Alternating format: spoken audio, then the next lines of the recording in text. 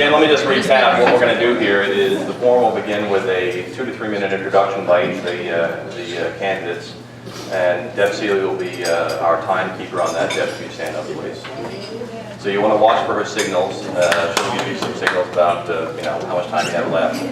And then we're going to go into the lightning round, which will be the questions. And we've had already a number of questions from the audience. And we're going to do 1 minute responses. So you can see with 5 minutes, it's going to take 5 minutes to go around on the questions.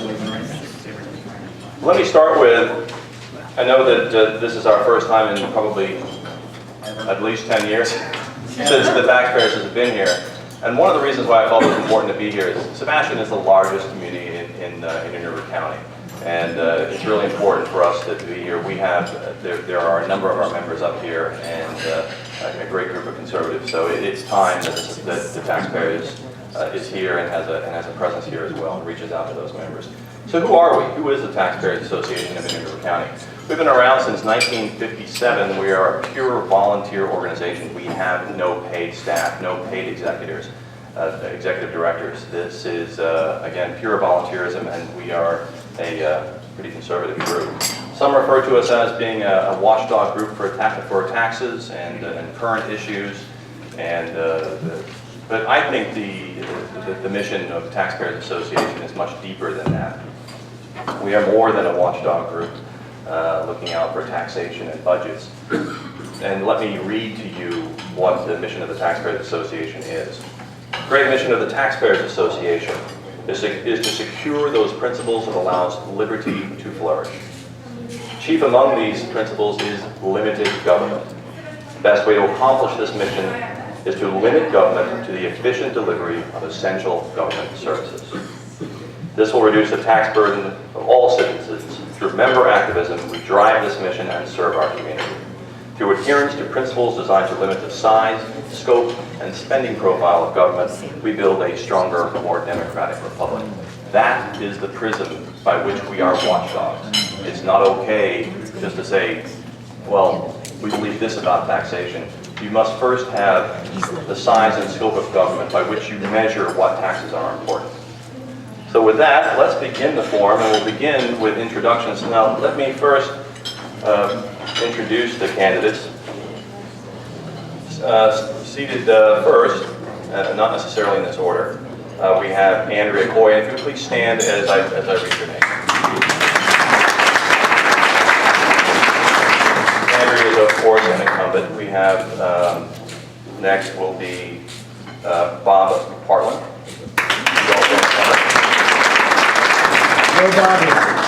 Damian Gilliams.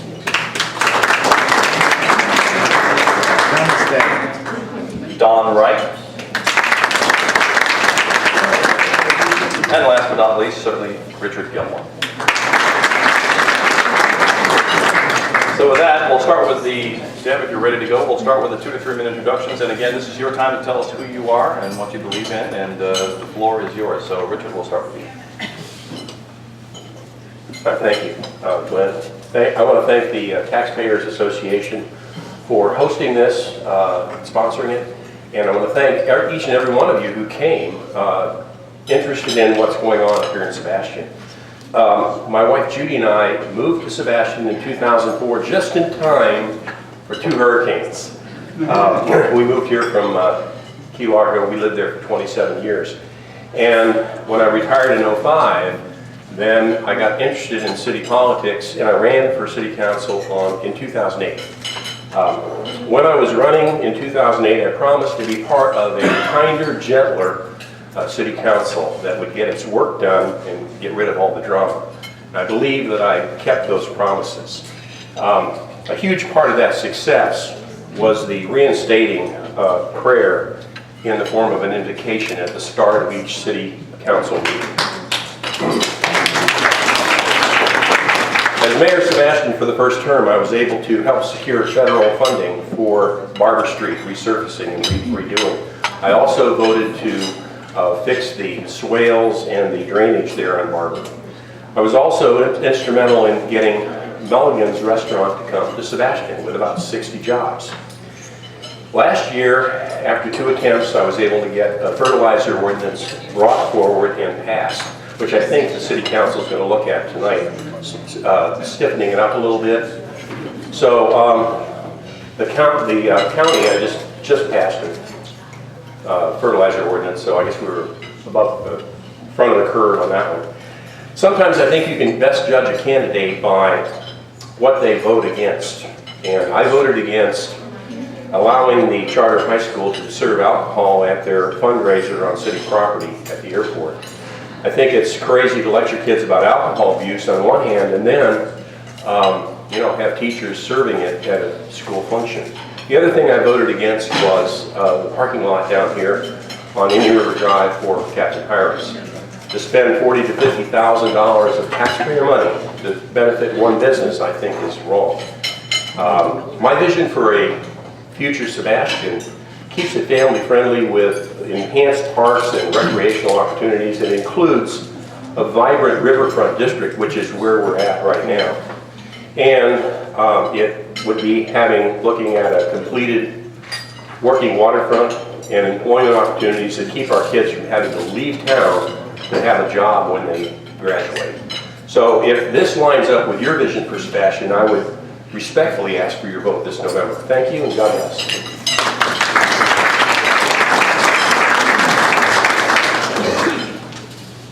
Okay, moving right along, Don Wright, currently Vice Mayor, and Sebastian. I've been Vice Mayor for a couple of years.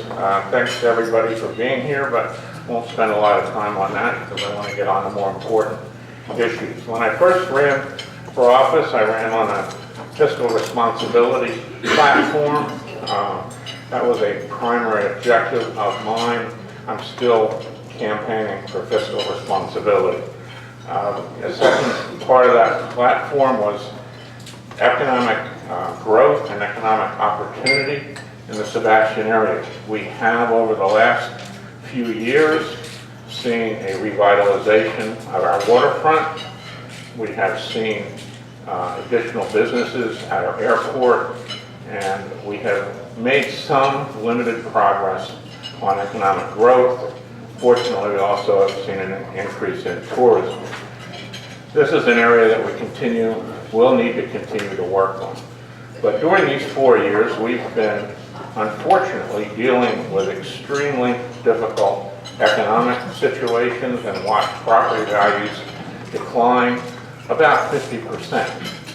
So we have had to make some very difficult decisions to maintain essential services and important projects to move forward. We've moved forward with the working waterfront. We're moving forward with renovating streets in the presidential district area, and we're looking at other projects. We have to also look at what we can do. I actually believe that environmental and business activities can both be accomplished at the same time, and a responsible business today is also a responsible environmental steward. But we don't need to separate these, but we do need in Sebastian and in River County to make strides to improve the health and quality of the water in the Indian River Lagoon. This is probably the most important quality of life issue in Sebastian. It is also probably the most important economic growth issue. Without having the lagoon behind us and having our entertainment and business district on the waterfront and having that as the backdrop helps make this whole area successful. And this is the area where most of the jobs in Sebastian are located. We have some limited opportunities at the airport, and actually we will be looking at a grant this evening to build another facility at the airport. We filled up 2 hangars and filled up the administration buildings. And we have an opportunity to build another one so that we'll be able to bring another company into Sebastian Airport. Thank you.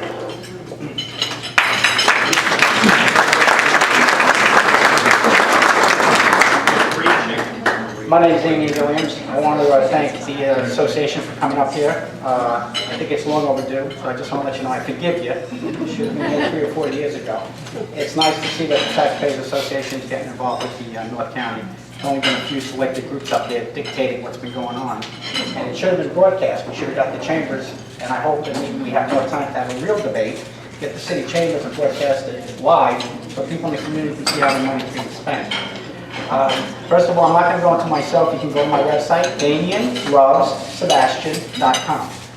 DamianLovesSebastian.com. It'll tell you about my platform. It'll tell you a little about myself. Most important thing in my life is my wife and 3 beautiful kids, so I'm going to plug that. I got 2 beautiful kids up at the University of Florida. My son Damien is a 4th-year engineer. My daughter Casey, she's in her 2nd year of chemical engineering. And my son Emmerich, he's 13, and he's going to Gifford Middle School. And by the way, he just took the ACT college entrance exam and got in. So I don't know if it's me or Bonnie. Bonnie. Yeah, I knew you were going to say that. Anyway, been in this community almost 30 years. When I first came to this town, I came from New York. I came and I started out, believe it or not, as a commercial clamor. And then moved into other businesses, real estate, hospitality, and now I'm getting involved with my community. Whatever happened to public service? With a show of hands, candidates up here, how many of you would donate your salary to a charity or a nonprofit? Okay? That's community service. Are you better off today than you were 2 years ago? Certainly, I think not. Sebastian needs leadership. We need smart government, not big government. We finally got the budget way down after property values dropped. We're down to 100 and change on the employees. We don't want to go back to more employees. We want to go back to privatizing a lot of the jobs so that we don't have to take on additional pensions, liabilities, unfunded liabilities. We want to be frugal. You know, Sebastian should be Sebastian 2.0. We should be doing things on the smartphone where you can go to Smart Community Connection. Somebody has a problem, they post it, and somebody can take care of it immediately instead of waiting for government to take care of it. So the other thing that's in my campaign is the environment. As you all know, the environment without a good river, and I'm sure you're all aware of what's going on in Port St. Lucie. It's big economic development for our community. Public safety, that's the biggest part of our budget. It's about $4 million, and we need to make sure that public safety is #1. So I want to thank you for all coming out. Remember, check out DamianLovesSebastian.com, and thanks again for coming up to Sebastian.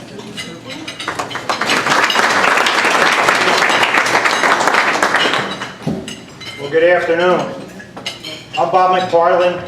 I'm the mayor of Sebastian, and all I can say is thank you for the taxpayers for coming up for this forum here. The values instilled in me by my parents when I lived in Brooklyn are faith, family, and a commitment to service. And that's something I continue to do now. When I was 18 years old, I joined the Army, and I was in the Explosive Ordnance Disposal, which is basically your bomb squad.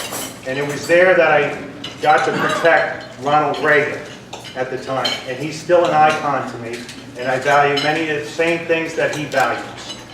Also, my family, I have 5 children. And they're all either in the IB program or the gifted program.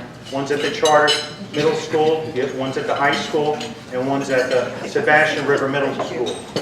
And then I have 2 3-year-old twins who are extremely gifted as a result of their mother. Honesty. You know, honesty. And you know, my wife is also an author. And you know, one of the things that I do in my role outside of being the mayor and promoting Sebastian is I'm the community development administrator for the Department of Children and Families. And though that is working for government, and people don't understand necessarily what the department does, and we are not looking to just hand out or throwing good money after bad, we're looking to empower families. And one of the roles that I have as the Community Development Administrator is to get more faith-based involved, more businesses and individuals getting involved in empowering these people's lives, making them better, making our future better. As far as the city of Sebastian, our spending levels are at historic lows. 2003 levels of spending is what we have. We look to keep taxes low in Sebastian. We are accustomed to a level of service and a quality of life here in Sebastian that is second to none. And I look every year at the budget, item by item, and what's in the best interest for the citizens of Sebastian. And you can guarantee that I will do my homework each and every day and be prepared for each and every meeting. Again, thank you for coming up to Sebastian.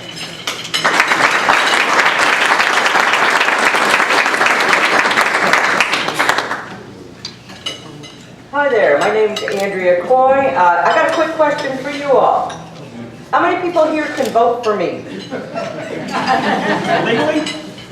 Legally. Thank you. And welcome to Sebastian for all you visitors. I see a lot of familiar faces. Okay, thank you.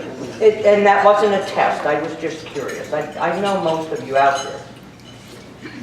Just a little about me for those of you who might not know who I am. I've been on city council, I've been elected 4 times in a row.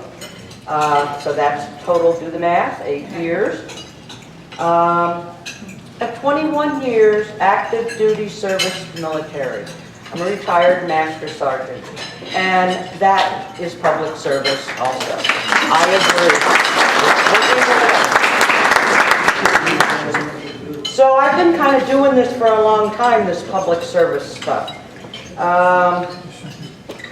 Some of the things that I've done in the last 8 years, Mr. Gilliam said, you know, how many people are willing to donate their salary? I don't make much, and that's not going to do any one nonprofit too much, because we don't make any money doing this job. But I will tell you that last year, I'm responsible for raising $12,000 for nonprofits up here.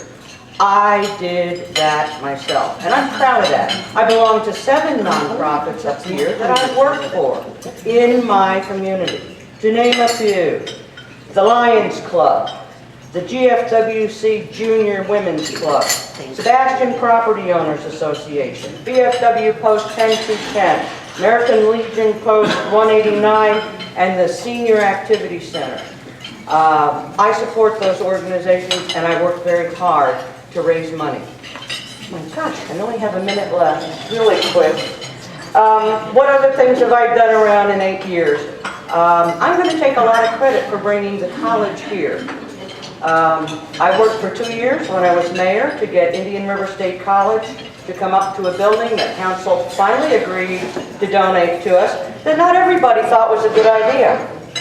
But they're here now, and they're thriving, and we're thrilled to have the college up north, so our citizens can go to school too, and not have to drive to Bureau, Fort Pierce, and beyond. The other thing, if you didn't hear about it last year, probably one of the most spectacular things we've done in a long time up here is the Senior Activity Center of Sebastian. We lost our senior center well before Vero Beach lost theirs.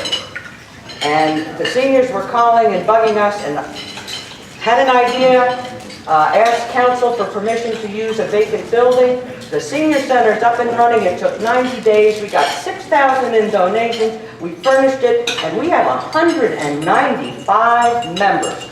And she's shaking her finger at me now, which I think means sit down and be quiet. So, thank you very much. Talk more a little later.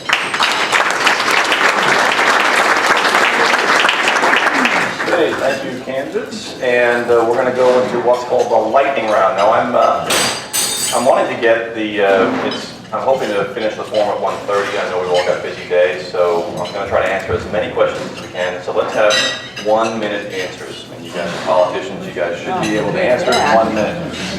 So let's begin, and we'll start with the first question.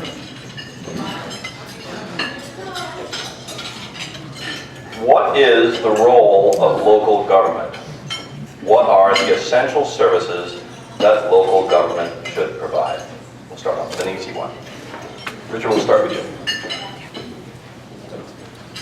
Well, the local government should supply the essential services. We supply police protection for our community. We have a public works department that keeps Sebastian looking nice. we've been able to cut our budgets quite a bit because of the downturn, and I believe we're about as close to the bone as we can be. And I think going forward, we're going to have to look at other sources of revenue. Thank you. Again, the question is, what is the role of government and what are the essential services that local government should provide? Okay, I know it's hard to see all of you if I sit down. The role of local government is really to provide the services that the community needs. The residents of the city are our clients, and we have to take care of that responsibility. When you asked about essential services, it really depends on community to community, but we have essential services, and in the police area, we have administrative services, parks and recreation, sewer and water services, the essential elements of quality of life that the community depends upon and counts on are in addition to what some people might consider essential, but they're essential for the community spirit and for the success of that community. So that cannot be ignored with this question. Thank you, Don. Well, I'm sure there's a lot of politicians in here. I'm not one. Never been there yet. But we have 4 of them up here. For one's getting ready to try to get back in. We all know that police safety, it's the biggest part of our budget, $4 million. Stormwater. Now, you remember last year they raised our stormwater fees 25% because they needed money in the fund. Then they turned around and gave developers a waiver. They had too much money in the fund.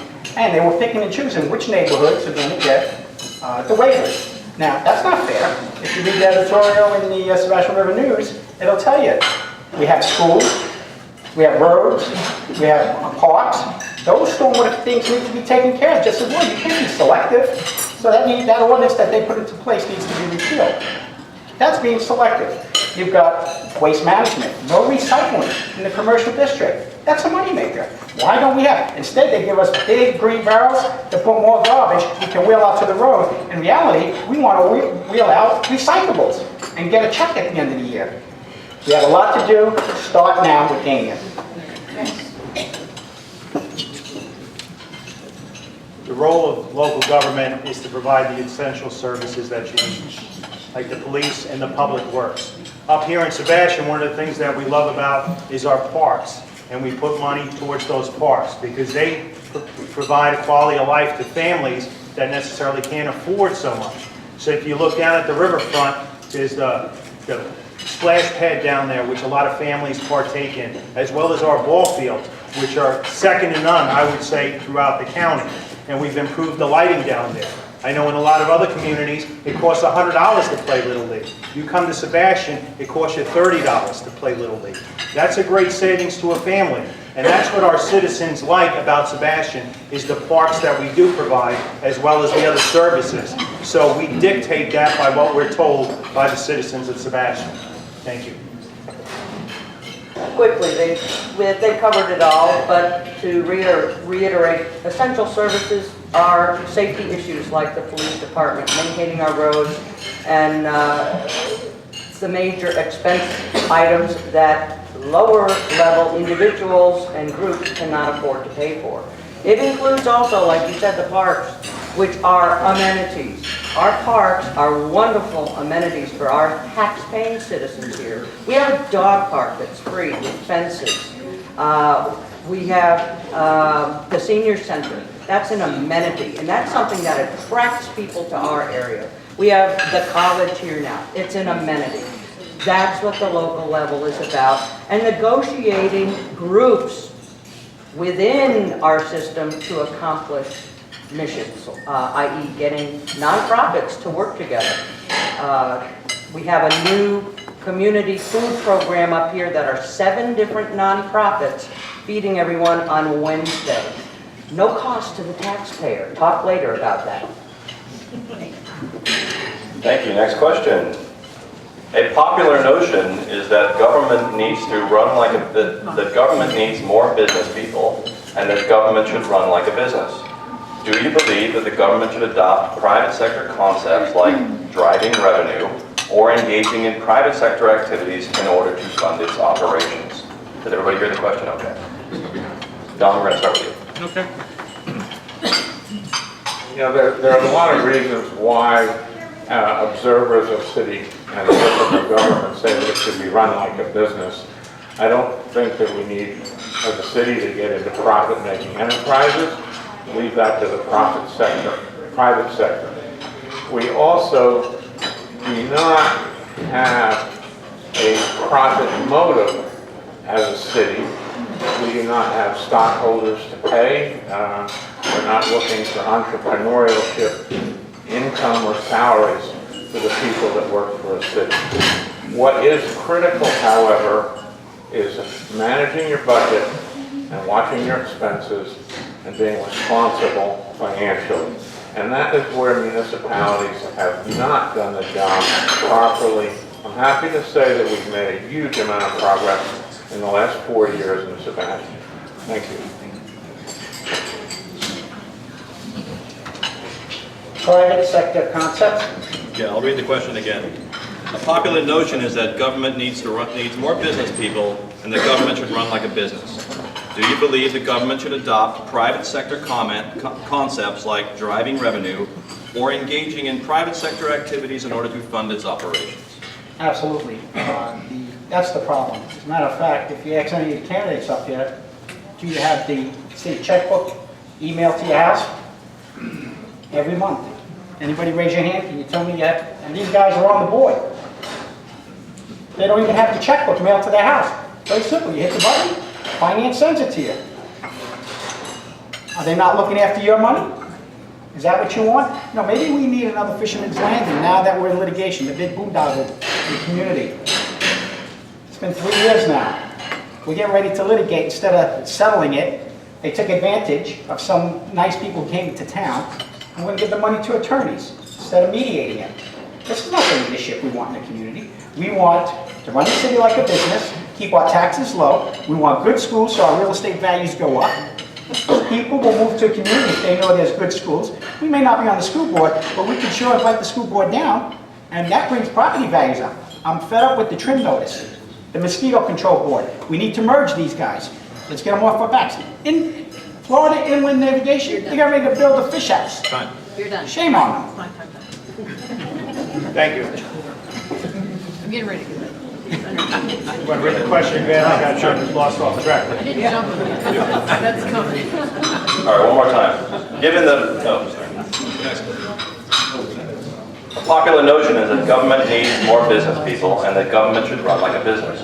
Do you believe in that the government should adopt private sector concepts like driving revenue or engaging in private sector activities in order to fund its operations? Thank you.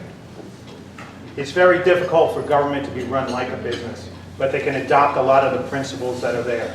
Efficiency of services, watching the budget, watching the nickels and dimes, where they're going, getting the most bang for your buck. And those are the principles that I accept and we do looking forward. Al Minner has done a tremendous job with our budget. We have our Citizens Budget Review Committee, which has done an excellent job each and every year looking at the budget. And we've adopted that and put that forth. So, 30 seconds. I'll yield that time. No. You're going to reserve it? There we go. The next question. Thank you. Do I get a minute and a half? Okay, Don Wright and said it really concisely. So I'm not going to repeat those. I don't think we can expect government to make a profit. That's just foolish. Does anybody know, heard of the Sterling Award, which is a Florida thing, and federally, nationally, there's the Malcolm Baldrige Award, which mimics Florida's version of Sterling. That's where you go in and evaluate companies on their effectiveness, and it's a very prestigious award. And that evaluates communication across the board business practices.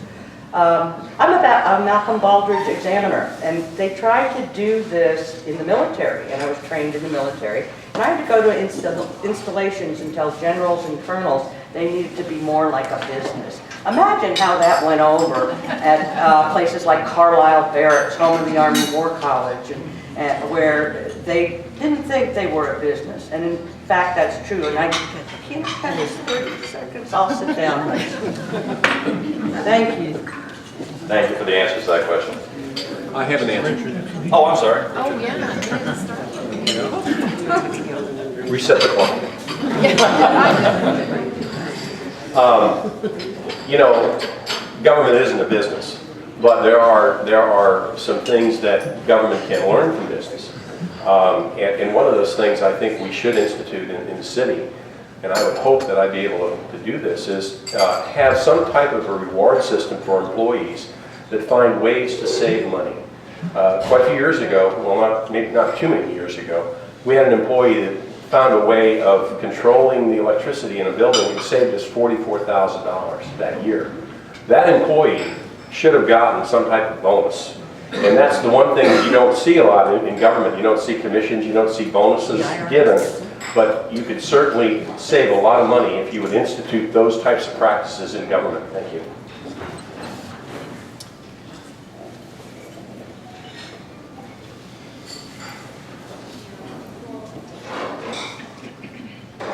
Given the failure of the government's investment in the private sector companies such as Digital Domain, Solyndra, and Bureau Beach Electric, to name a few,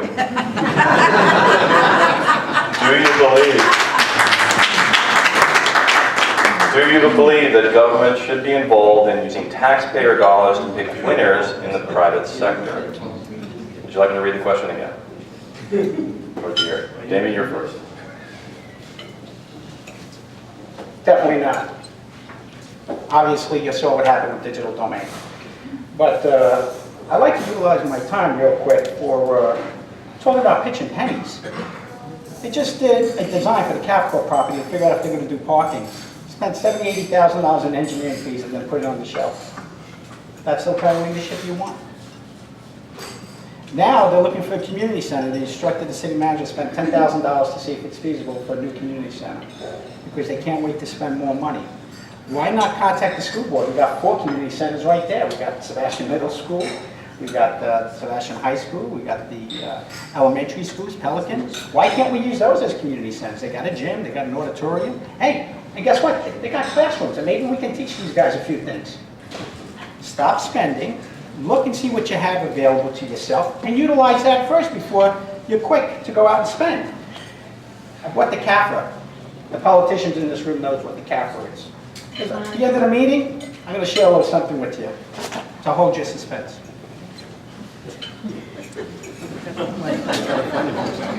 Okay, let's try to keep it to the question. Given the public failure of government investment in the private sector companies such as Digital Domain and Solyndra, do you believe that that government should be involved in using taxpayer dollars to pick winners in the private sector? And if you could confine your answer to the question. I thought maybe I'd sing a song or something, but I'll try and stick to that. But as far as Digital Domain did fail, and that didn't go through the whole vetting process by the state, should the government get involved in some? I believe in some small scale they can get involved in some of the private partnerships, like the Working Waterfront. They got involved in that before I came on council, but that's a project that I support, and I believe the community, outside of a few individuals, support that project. They've taken a blighted piece of property down on the riverfront and made it kind of a crown jewel, and there is some work to be done down there, but I believe it will be done and it will be thriving down there, and something, again, that Sebastian can be proud of.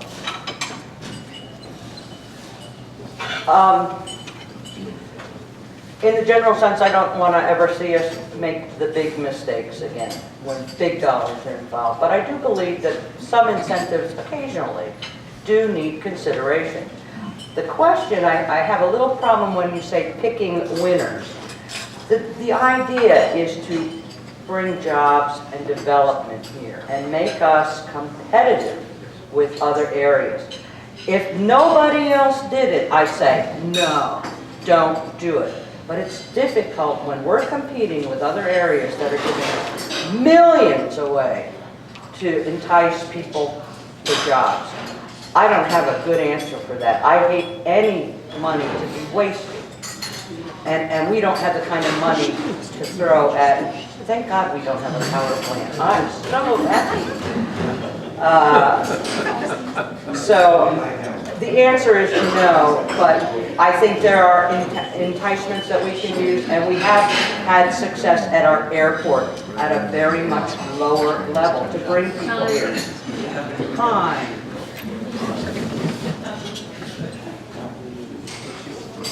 No.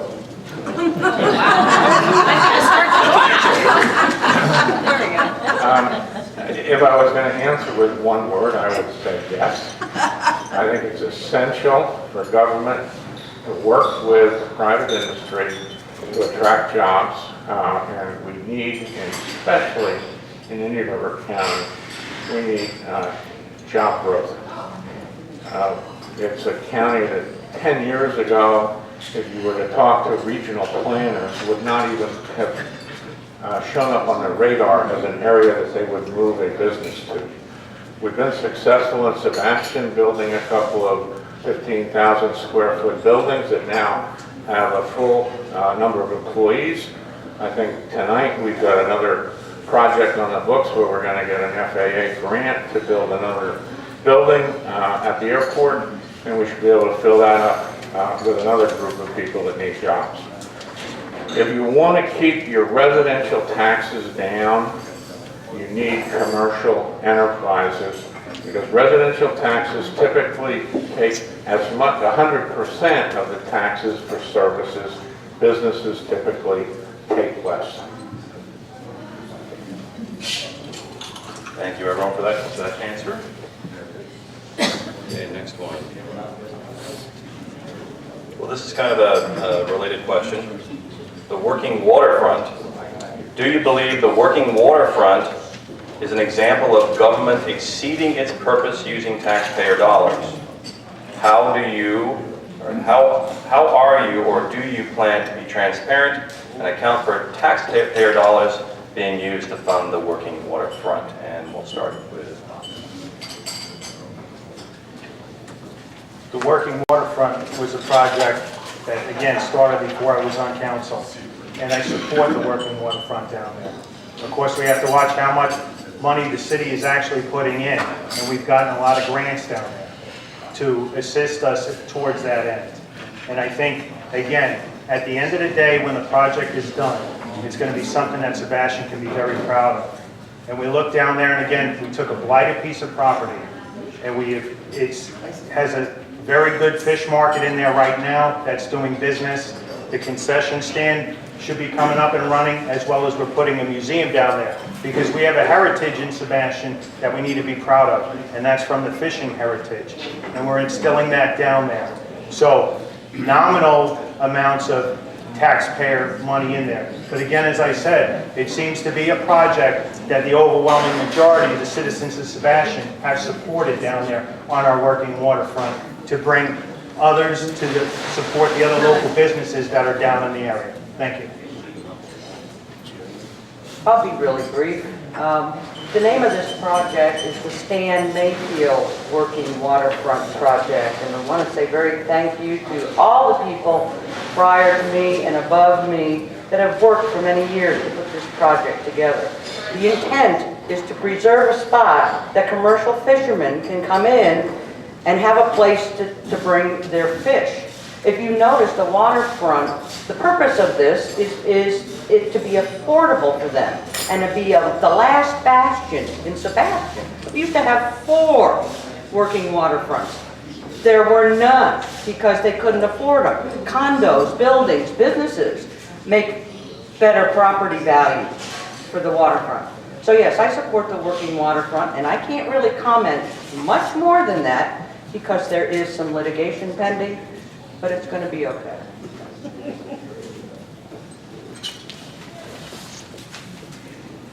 Yes, I support the working waterfront, and most, if not all, of the money that was put into that by the city was CRA money.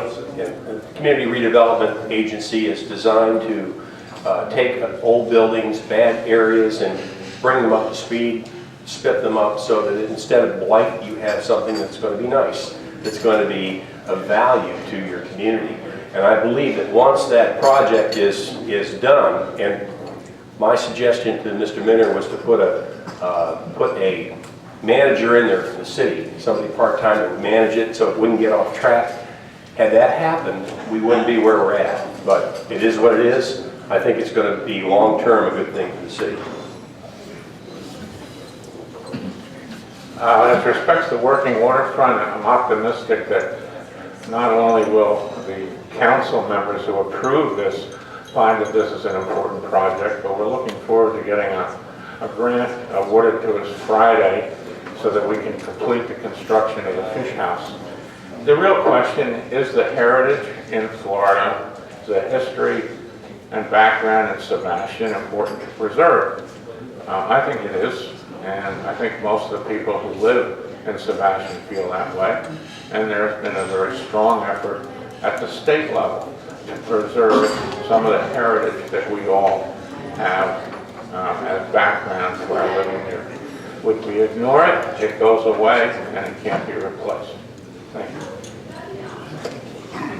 I'm sure most people know how I feel about the working waterfront. First of all, when you have a project, you bring it to the community, you put it out to bid. You put it out, you advertise it. Kayaks, etc. won that bid. They were the only one who bid it. But the city withdrew it and gave it and handed it off to a friend of a friend.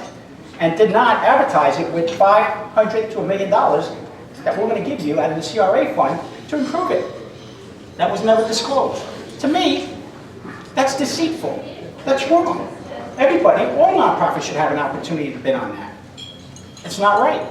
Now, the city signed off on the alcohol and tobacco application for liquor and increased their seating, thinking none of the businesses on the community strip here are going to argue it. Well, guess what? Now we're in litigation because they didn't follow the details. They didn't get a professional group in there. And by the way, they're not for profit. They're non-profit. Somebody seems to think that they're making a profit down there. It's an unfunded liability. That's the bottom line. $1 a month for 50 years or 40 years or 30 years? Is that what we need? We're going to subsidize that. $25,000 in taxes was brought in yearly. That's not leadership. Thank you. Okay, well, in the interest of time, we're going to do 2 more questions, then we'll wrap it up. 750 will result in more bureaucracy, more federal interference in local matters, and undermining the local elected representatives by unelected government officials.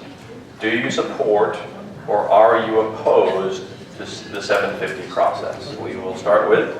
Aren't you lucky I get to start this one? Let me just say, I probably wouldn't answer this question anyway because we cut short an official meeting where this item was on the agenda and about ready to be addressed, but because almost everybody at the MPO meeting had to come here for lunch, we weren't allowed to talk about it in the sunshine on the record. So I probably wouldn't say anything about it just because of that. We were cut short. Sebastian's on record on where they stand already, and I can't, no matter what I think, unless it comes back to Sebastian. Right now, we're in it until we find out what's going on. That's Sebastian's official response. Once we find out what's going on, we can change our mind. But I'm really disappointed. I'm really disappointed that we did not get to discuss that at today's meeting. It was an important one. Oh, I know, I knew you weren't going to like the answer to the question. And thank God it's time up.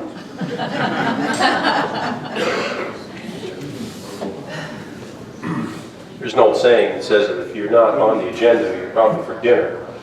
I don't know how I really agree or disagree with this. I don't have enough information. In envisioning how your community is going to look, it should be the community that determines that. But on the other hand, if you're not part of the decision process, then you're probably not going to get any federal funds down the road. So if you want to isolate yourself and say, we only want to develop the way Sebastian wants to develop and forget about anything else from the government, the federal government, which is fine with me, then you can just stuff 750. We're actually in 750 because we're a member of the Treasure Coast Regional Planning Council, and that's the connection to Sebastian. I mean, there's nothing I have seen that they have proposed that I have any interest in for Sebastian. High-rise buildings, outside control of property rights. It's not something that we want, and we do not, in Sebastian, in my opinion, want this city to look like South Florida. And so there's not much that I see from 750 that's meaningful. Plus, I don't like the way it was organized and set up. I think it's a waste of our tax dollars coming from the federal government and giving it to private and individuals, probably for some type of political payoff, to give them something to do for a few years. So no, I'm not in favor of 750 at all. Thank you. By the way, for the people who don't know what 750 is, it's 7 communities for the next 50 years. And if you like cut housing, then you're gonna like 750. I'm not for it. I'm still, at this time, I'm still researching it. I don't know all the facts, so I don't want to shoot from the hip. But I know one thing, I'm not taking any PAC money, and I think I'm the only one up here that can raise my hand that's willing to say that. There'll be no money from the Board of Realtors, and I'm a realtor. No money from the PPA, no money from the communication workers. I'm not going to be bored. I'm going to represent the people. Thank you. Again, the 750, I don't want to get into too much discussion because we have that going up. But if you look at it, it's a plan for the next 50 years. I do not support giving up local control or power to anybody. Sebastian knows what Sebastian wants.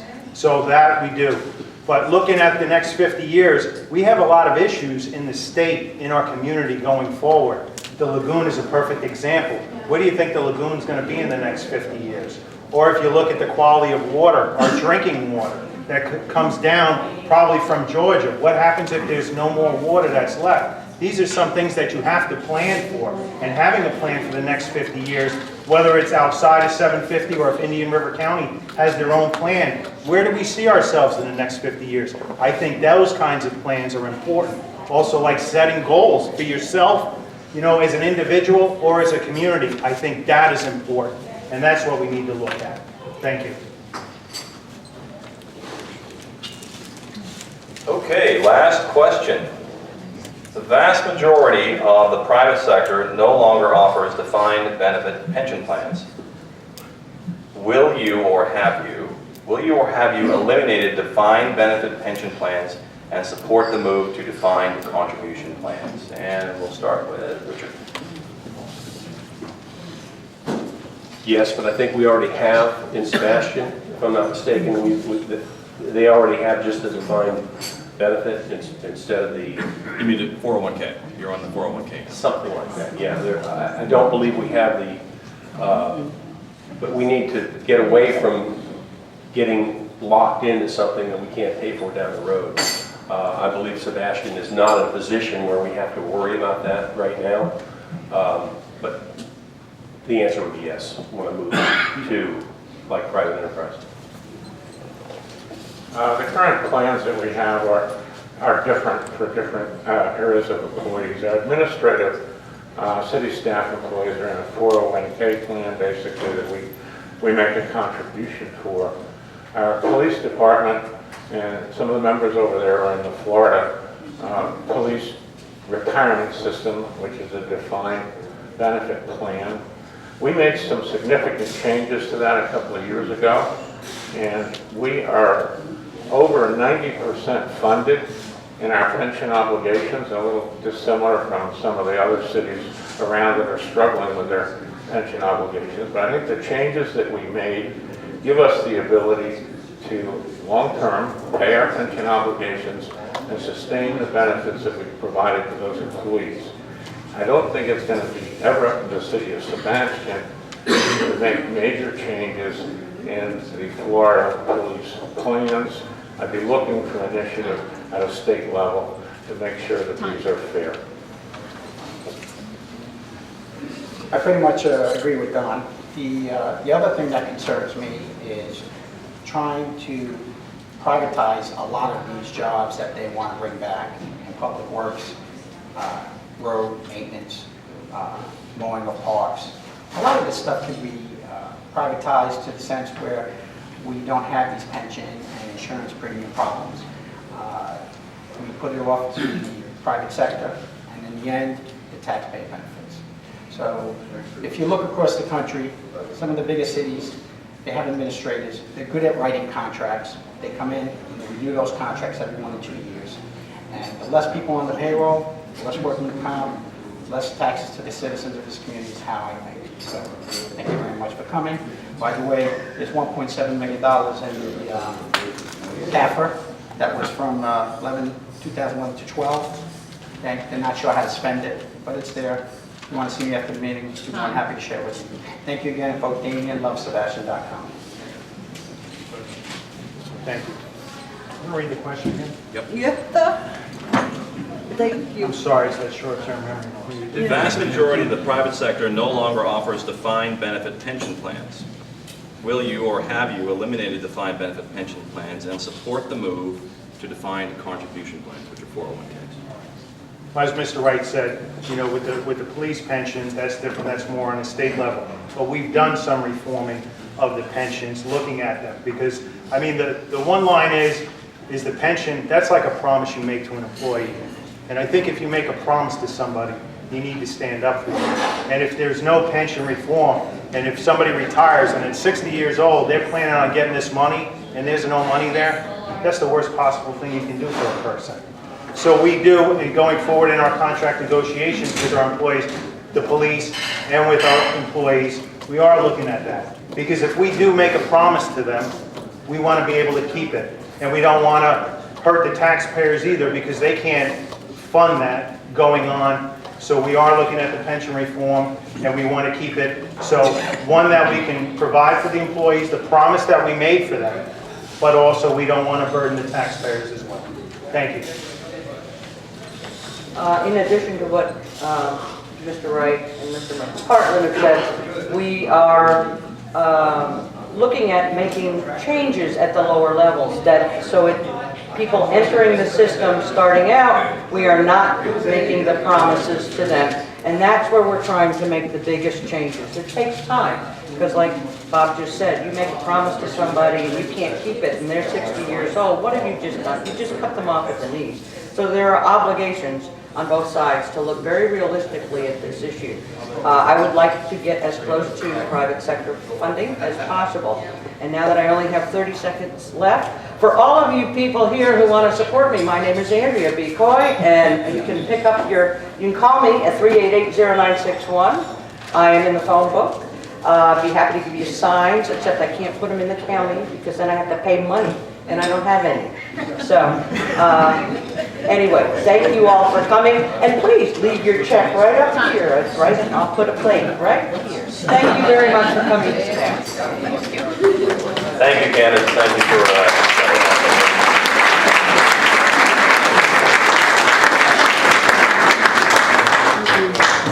So thank you again for accepting our invitation and being here to answer those questions. I'm sure that's a painful process for some, and I appreciate you doing it.